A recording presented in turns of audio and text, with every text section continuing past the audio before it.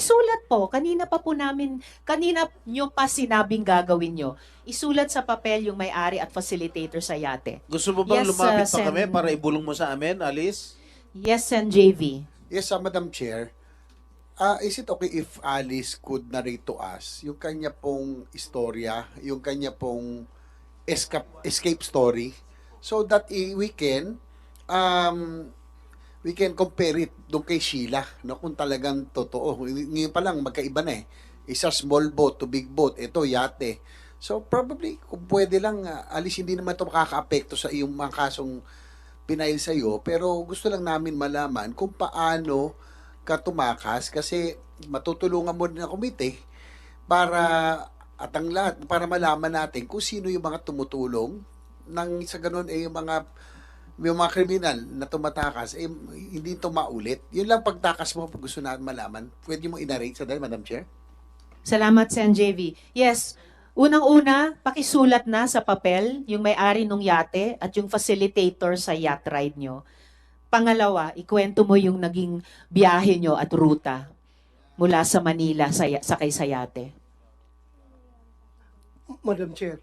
Sen. Doroy. Yeah, may I move, Madam Chair, that we suspend the rules of this committee by affording Miss Alice Go executive session para makuha natin yung informasyon na yan. Sen. Sabi niya, payag daw siya. Sabihin natin. With all due respect, Sen. Doroy. There is... Senator Bato. I'm sorry. The chair would like to recognize the presence of Sen. Bong Revilla. Salamat sa pagdalo. There is a motion, duly seconded, pero ngayon pa lamang I am hearing objections to the motion to go into executive session. Yes? I have a very strong reservation, Madam Chair, for an executive session because I really think the public, we owe it to the public to know all of this. After tayong bastusin at balahurain ng mga puganting ito, bigyan natin ng justice din yung mga taong naghanap at pinahirapan itong gusto, Madam Chair. It's a simple question, Madam Chair. And in fact, Madam Chair, alam na ni Alice, sabi niya gustong-gusto niyang sabihin sa atin, Madam Chair. Pero tuwing dilingon siya sa likod niya, may dalawa doon na bumubulong na parang ayaw po siyang pagsabihin. I'm being tempted to cite them also in contempt, Madam Chair. After all, one of them is also a resource person, Sen. Madam Joel. Chair. But in any Madam case, Chair. yes, before Sen. Doroy again, there was a motion, duly seconded, may strong reservation, may objection. The chair will call for... Okay, before the chair suspends, Sen. Sherwin. Madam Chairperson, with all due respect to Senator Bato, si Sheila ho, nung pumunta ho dito, malaya siya nagkwento kung ano yung pinagdaanan nila. Hindi naman ho siya humingi ng executive session. So, hindi ko ho nakikita kung bakit po si Go Huaping humingi ng executive session.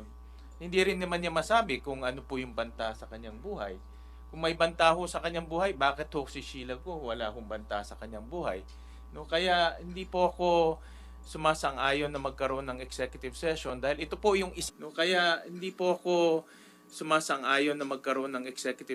dahil ito po yung isa sa pinakamahalagang aspeto nitong investigasyon. Paano at sino ang tumulong ho sa kanya para makatakas po. Madam Chair. Salamat, Sen. Sherwin. I am inclined- Sen. Doroy and then the minority leader. I am inclined to withdraw my motion, but before that, I would like to explain my position on this matter. Madam Chair, alam ko yung nararamdaman ng aking mga colleagues. That's why I'm inclined to withdraw my motion. Pero ang sa akin lang, andito na si Sheila Go. Kung sige tayo insist na he has to divulge that information openly, in open hearing, hindi talaga siya, magmamatigas siya. Whereas kung executive session tayo, ibibigay niya for our own consumption, at least may ma-extract tayong information at magagamit natin somehow, Madam Chair. Yun lang ang akin, parang pinulis ba? Pinulis na pag-iisip. Sayang din yung impormasyon na yun pag hindi natin makuha. Magmamatigas yan, wala tayong magawa. Hindi ba natin yan pwedeng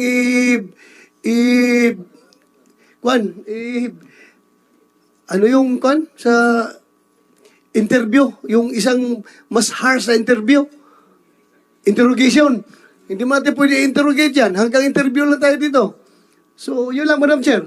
Thank you. Salamat kaayo, Sen. Doroy. Minority Leader and then Sen. Joel. Yes, the word of caution lang sa mga colleagues ko kasi ako'y abogado din po. Parang napapansin ko maabot na sa radar ninyo yung mga abogadong nasa likod, but they're only doing their responsibility or their jobs, my dear colleagues.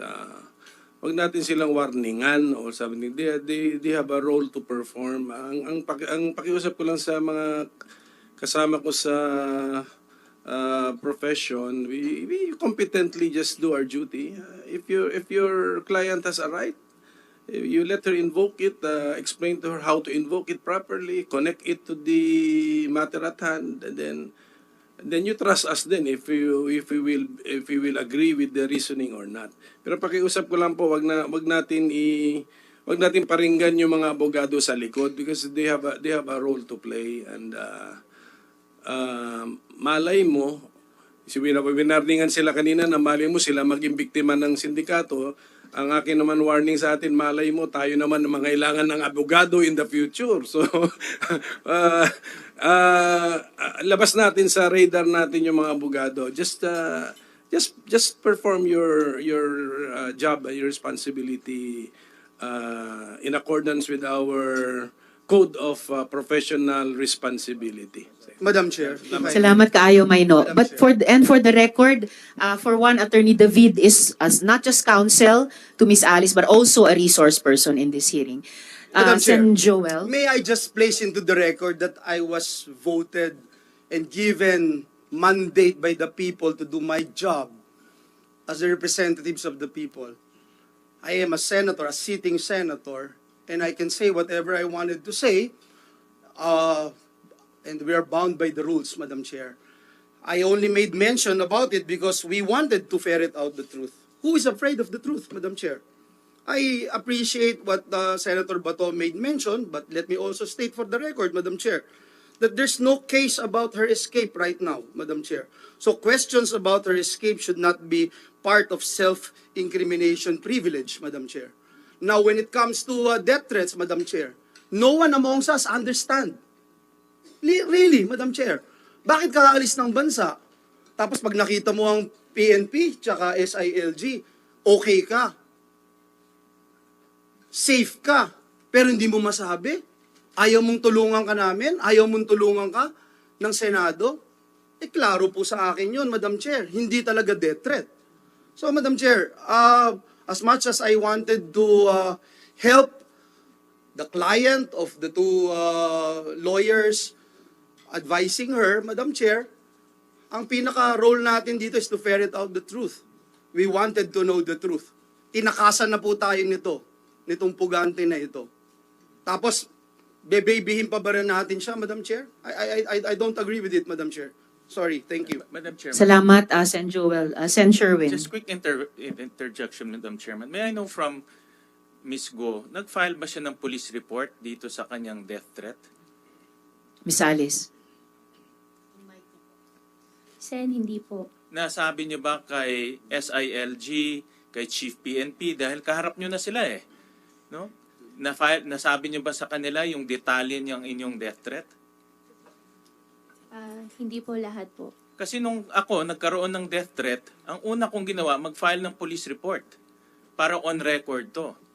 At inimbestigahan ng police para malaman kung totoo o hindi. Dahil hindi ko rin alam kung totoo o hindi. As precautionary measure, nag-file ako ng police report.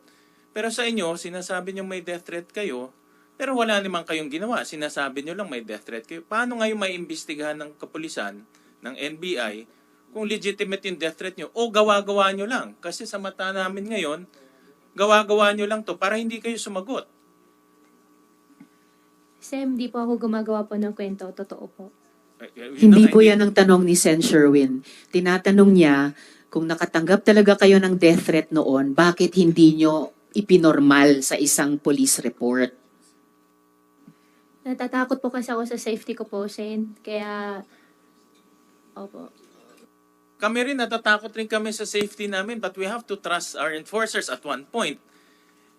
Dahil dapat maimbestigahan yan. Pero parang ginagamit mo lang tong death threat para hindi ka sumagot eh.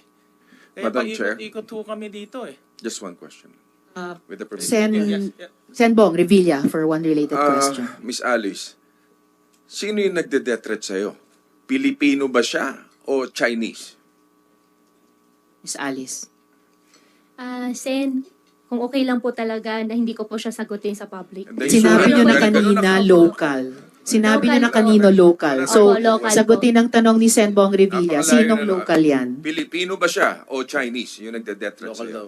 Meron foreign, meron local Filipino po. So both. Filipino, malaking grupo talaga. Ayaw mo ba Salamat, Sen Bong. So, nasulat mo na ba sa wakas, sa papel, yung may-ari ng yate at yung nag-facilitate sa yacht ride ninyo? Miss Alice. Sen, pasensya na po talaga for my safety po. No, Miss Alice, kanina sinabi nyo na. Don't tell me pa sisinungalingan yung sarili nyo. You told us minutes ago, isusulat mo sa papel para mabasa namin yung dalawang taong yon or kung nag-iisang tao yon na nag-facilitate at may-ari ng yate. Do that now. You said you would do that. Opo, Sen, hingi lang po sana po ako ng malaking tulong po sa inyo na isusulat ko po pero wag niyo po Oh, i-discuss sige. po sa public. Okay, Isulat okay, mo sige. na. Sulat mo na. Huwag mo na kami turuan. Tsaka yung pangalan ng yate, kung alam mo kung ano yung pangalan ng yate. Dahil sa pagkakaintindi ko, lahat ng mga yate may mga pangalan yan.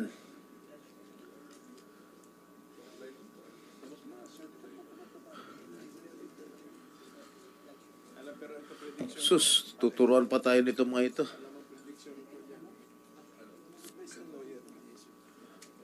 Madam Chair. Before Sen JV, yan, Miss habang Alice, isulat mo na para makasunod yung ibang mga tanong. Habang Sen sinusunod JV. ni Alice, again, I'd like to reiterate that she narrate her escape story because I think this will be very vital in this investigation. Kasi po dito natin maikukumpara eh. No? This will be able to compare and confirm some of the previous information that we got from other resource persons. Siguro maganda ho talaga man-narrate niya itong kanyang escape story muna, Madam Chair. Salamat, Sen JV. Amin na yung papel, Miss Alice. Pakikunin sa kanya. Sen, wag niyo po i-ano po sa public po ha.